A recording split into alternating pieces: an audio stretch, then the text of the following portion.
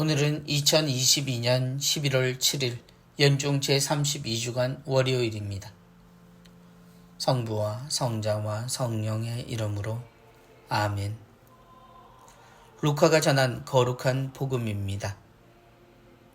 그때에 예수님께서 제자들에게 이르셨다. 남을 죄짓게 하는 일이 일어나지 않을 수는 없다. 그러나 불행하여라. 그러한 일을 저지르는 자. 이 작은 이들 가운데 하나라도 죄짓게 하는 것보다 연자매를 목에 걸고 바다에 내 던져지는 편이 낫다. 너희는 스스로 조심하여라. 내 형제가 죄를 짓거든 꾸짖고 회개하거든 용서하여라. 그가 너에게 하루에도 7번 죄를 짓고 7번 돌아와 회개합니다 하면 용서해 주어야 한다.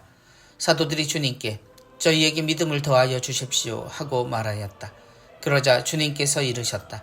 너희가 겨자씨 하나일 만한 믿음이라도 있으면 이 돌 무화과 나무더러 뽑혀서 바다에 심겨라 하더라도 그것이 너희에게 복종할 것이다. 주님의 말씀입니다. 그리스도님 찬미합니다. 남을 죄짓게 하는 일이 일어나지 않을 수는 없다.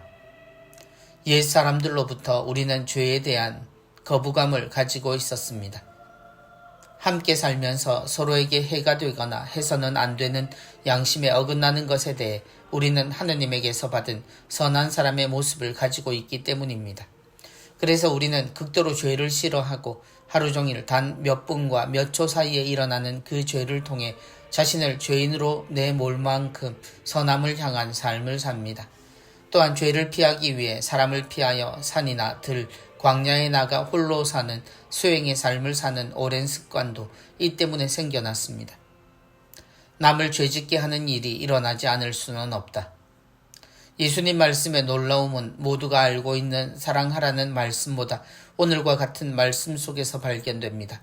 예수님은 죄 짓지 말라는 말씀 뒤에 우리가 끙끙거리는 부분을 속 시원하게 드러내 보이십니다. 그것은 우리의 삶에서 죄를 피하기란 극히 어렵다는 것입니다. 우리의 사소한 말과 행동, 그리고 심지어 보이지 않는 곳에서 한 행동이 다른 죄를 유발할 수도 있다는 이야기입니다. 그리고 주님의 말씀이니 이 모든 것을 하느님도 알고 계신다는 말이 됩니다. 불행하여라. 그러한 일을 저지르는 자. 그렇다고 그것이 당연하다는 말은 아닙니다. 그런 세상에서 우리가 살고 있다는 것을 하느님이 아신다는 것이고 당연히 그런 경험은 본인에게도 또 영향을 주고받은 사람에게도 불행한 일입니다. 우리는 그렇게 죄책감에 시달리게 되고 때로 방관자가 되거나 모른 채 위선자가 되는 일들도 경험합니다. 주님은 그런 삶을 바로 알고 우리가 왜 조심해야 하는지 자신만을 위해 죄에서 숨어야 하는 것이 아니라는 것을 알려주십니다.